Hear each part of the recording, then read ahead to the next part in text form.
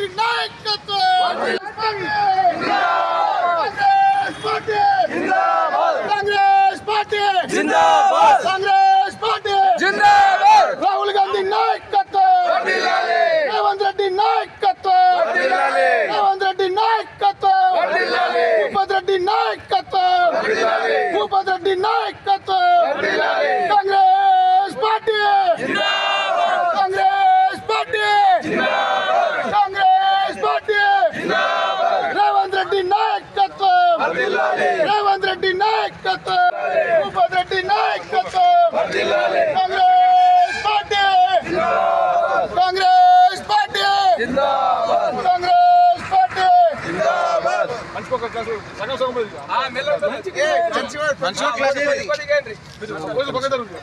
ముందు పెద్ద మనుషులు తర్వాత పిల్లలు